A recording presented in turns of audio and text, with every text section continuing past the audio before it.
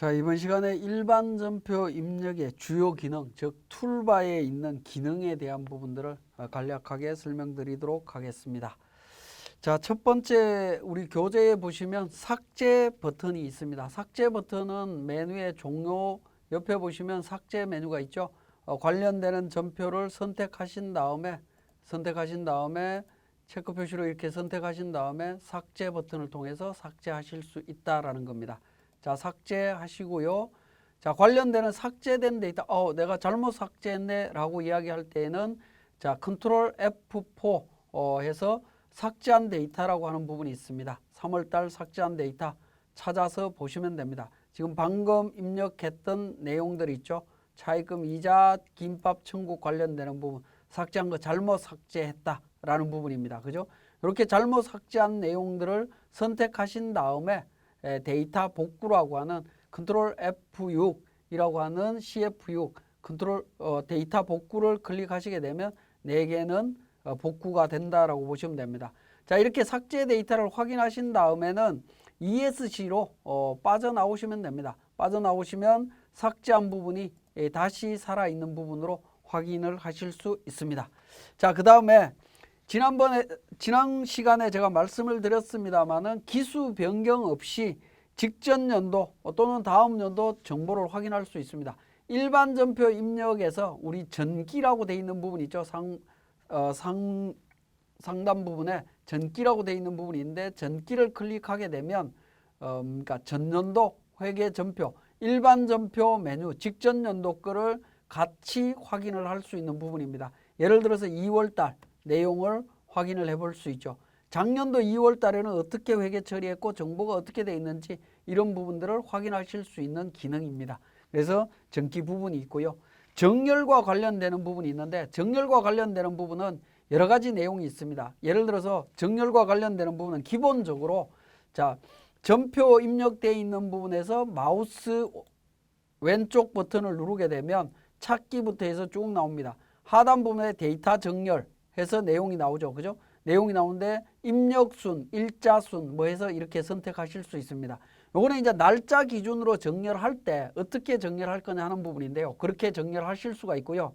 자, 나는 입력한 부분에 대해서 계정 과목 순서대로 한번 알고 싶다라고 했을 때는 메뉴에 계정 과목이라고 하는 부분이 있죠. 여기에 클릭을 하게 되면 계정 과목 코드 번호 순서대로 정렬이 됩니다. 그죠? 계정 과목 코드 번호 순서대로 103번부터 시작해서 136번, 146번, 208번 이렇게 순서대로 그죠? 계정 과목을 다시 클릭하게 되면 역순서대로 쭉 정리가 된다라고 보시면 되겠습니다. 자, 마찬가지로 구분을 클릭하시면 출금 전표, 입금 전표, 대체 전표, 차변, 대변 이렇게 순서대로 정리가 됩니다. 일자를 클릭하면 일자 순서대로 정리가 된다라고 보시면 됩니다.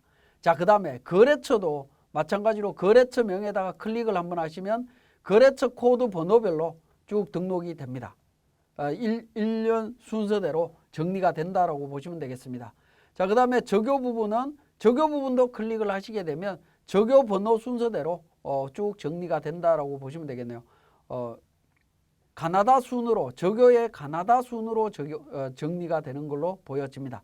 자, 그렇게 하실 수 있습니다. 그러니까 우리가 일반적으로 확인을 하실 때 계정 과목이나 또는 거래처나 이런 부분들 찾으실 때 1년 번호로 조회를 하고 싶다라고 했을 때는 맨 상단 부분에 있는 계정 과목이나 거래처, 적요 관련되는 부분을 클릭을 하시게 되면 순서대로 다시 정렬이 된다라고 보시면 되겠습니다.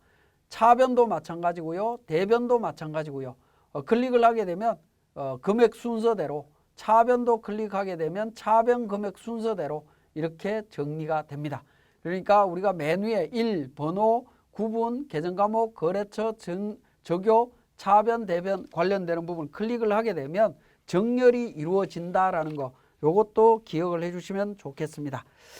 자, 그 다음에 있는 부분 우리 반드시 알아야 되는 부분이 전기분 전표 관련되는 부분입니다. 전기분 전표 조회가 필요할 경우에 사용하는 부분입니다. 복사 보조 화면에서 조건을 입력해서 전기분 전표를 그대로 단기에 입력할 수 있는 기능이다 라고 보시면 되겠네요. 자, 보시면 이제 세무사랑의 일반 전표 입력과 관련되는 부분에서 보도록 하겠습니다. 자, 예를 들어서 컨트롤 F8 정기분 전표 클릭을 해보겠습니다. 그러면 19년도 그러니까 기간이 나오죠. 예를 들어서 2월 달 부분이 필요하다. 2월 1일부터 2월 28일까지 전표 필요하다라는 겁니다. 그랬을 때 정기 데이터 2월 1일부터 2월 28일까지 관련되는 정보가 있습니다. 이 정보 중에 필요한 데이터가 있다면 그 부분을 그대로 복사해서 그러니까 이렇게 선택을 하신 다음에 F4 복사해서 그러니까 3월 달에 반영하고 싶다. 예를 들어서 3월 31일 날 반영하고 싶다. 적요는 변경하지 않는다. 뭐 이렇게 해서 선택을 하시면 됩니다. 아니면 적요를 변경하고 싶으면 변경한다 라고 해서 전기분 전표라고 제가 변경을 해보겠습니다. 그리고 확인 버튼을 눌러주시고 ESC로 전기 데이터를 빠져나오게 되면 3월 달에 어떻게 됩니까? 여기에 보시면 전표라고 해서 나오죠. 별별 공인중개사에서 전년도 전표를 이렇게 복사해서 활용하실 수도 있다라는 겁니다. 그러면 우리 앞에서 봤던 전기라고 하는 부분 있죠. 여기에서는 어떻게 되느냐는 건데 전기라고 하는 부분에서는 필요한 전표를 복사해서 당해 연도에 반영은 할 수가 없습니다. 전기 전표를 반영할 때는 전기분 전표를 통해서 반영해서 처리하실 수 있다라는 부분입니다. 물론 뭐 우리가 업무할 때 전기분 전표를 복사해서 그대로 사용하는 케이스는 거의 없습니다. 없는데 혹시라도 그런 부분이 필요한 경우가 있다면 사용할 수 있는 기능을 말씀을 드렸습니다. 자, 그 다음에 이제 전표 삽입에 대한 부분입니다. 컨트롤 F9번 전표 삽입과 관련되는 부분인데요. 예를 들어서 3월 9일 날을 보도록 하겠습니다. 3월 6일 날이네요. 3월 6일 날 전표를 한번 보시면 외상매출금, 외상매입금 1,000만 원 이렇게 처리가 되어 있습니다. 근데 내용을 확인하다 보니까 송금 수수료가 빠졌다라는 겁니다. 그런 경우에 연결을 할 때 어떻게 할 거냐 하는 부분인데 컨트롤 F9번 삽입이라는 버튼을 누르게 되면 두 번째 줄에서 삽입이라는 버튼을 누르게 되면 그러니까 외상매입금과 보통예금이 사이가 벌어지면서 그러니까 정리하실 수 있습니다. 이 경우에 송금 수수료가 빠졌다면 3번 831번 신한은행이고요. 송금 수수료다라는 겁니다. 송금 수수료. 자, 3,000원이 빠졌습니다. 자, 그러면 이제 대차 차액이 나타나죠. 대차 차액이 나타날 때는 외상매입금 쪽에서 금액이 줄어들어야 된다라고 하면 수정되어야 된다라고 하면 외상매입금 쪽에 금액을 그러니까 커서를 두고 스페이스 키를 누르게 되면 대차 금액이 맞춰진다라고 보시면 되겠습니다. 스페이스 키를 통해서 정리를 해주시면 됩니다. 자, 이렇게 정리를 하게 되면 전표 번호가 동일하게 나오게 되죠. 전표 번호가 동일하게 나옵니다. 만약에 전표 번호를 수정해야 되는 상황이 있다라고 하면 중간에 번호 수정이라는 툴바에 기능이 있습니다. Shift F2번인데 전표 번호 수정이라고 하면 자, 전표 번호를 수정할 수 있도록 되어 있습니다. 근데 전표 번호는 웬만해서 수정할 일이 없기 때문에 그대로 사용하시면 되겠습니다.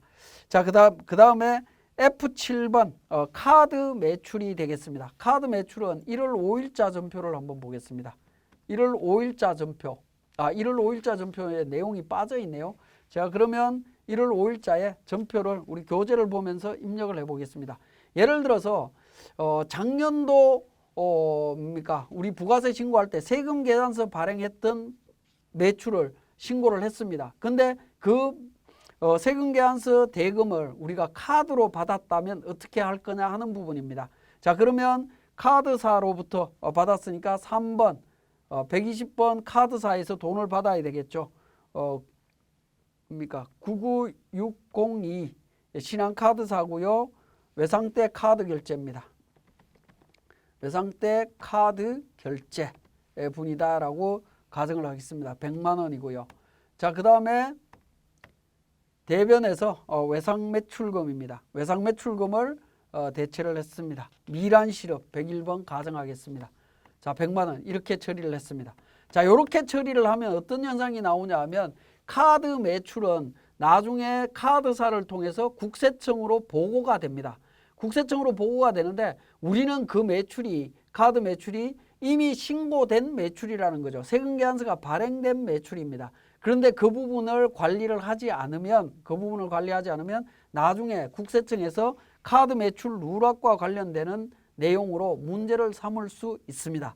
그런 부분들을 바로잡기 위해서 카드 매출이라고 하는 기능을 활용을 하시면 됩니다.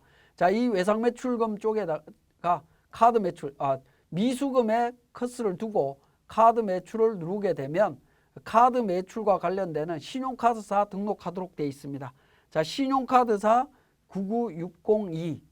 자, 9부는 뭡니까? 세금계산서 발행분이냐, 영세율 세금계산서냐, 계산서냐, 세금계산서 발행분이다. 이렇게 체크를 해줍니다. 그러면 이 카드 매출은 카드로 결제된 외상매출금은 부가세 신고할 때 이 부분이 정상적으로 반영이 된다라는 겁니다. 그러면 우리 부가세 어떻게 반영되는지 한번 보겠습니다. 자, 신용카드 매출전표 발행금액 집계표가 되겠습니다. 1월 달부터 3월 달까지 조회를 해보게 되면 이 부분이 지금 마감이 되어 있네요. 제가 마감을 해제를 하겠습니다. 자, 1월 달부터 3월 31일 날까지 해서 마감 취소 버튼을 통해서 취소를 하겠습니다. 자, 취소를 하고요. 자, 신용카드 매출전표 발행 관련되는 부분 1월 달부터 3월 달까지 새로 불러옵니다. 새로 불러오게 되면 하단 부분에 신용카드 매출 금액 중에 세금계산서 발급 금액 100만 원이 있다라는 겁니다. 그래서 카드는 이만큼 결제가 됐지만 그중에 세금계산서 이중으로 들어간 부분이 있기 때문에 그걸 감안하라라는 의미로 표시가 자동으로 일어납니다. 그죠? 일반 전표에 입력했던 내용이 이렇게 입력하게 되면 그러니까 F7번 카드 매출로 이렇게 등록을 하게 되면 자동으로 반영되는 내용을 확인하실 수가 있습니다. 그죠? 확인하실 수가 있죠. 하단 부분에 이렇게 등록이 되어야 된다라는 부분입니다. 자, 카드 관련되는 부분, 사례 부분 말씀을 드렸습니다. 그리고 우리 교재에 그 삭제한 데이터 관련되는 내용이 있는데 그 부분은 앞에서 제가 말씀드렸기 때문에 생략을 하도록 하겠습니다. 자, 지금까지 우리 그 주요 기능, 툴바에 대한 기능을 설명드렸습니다.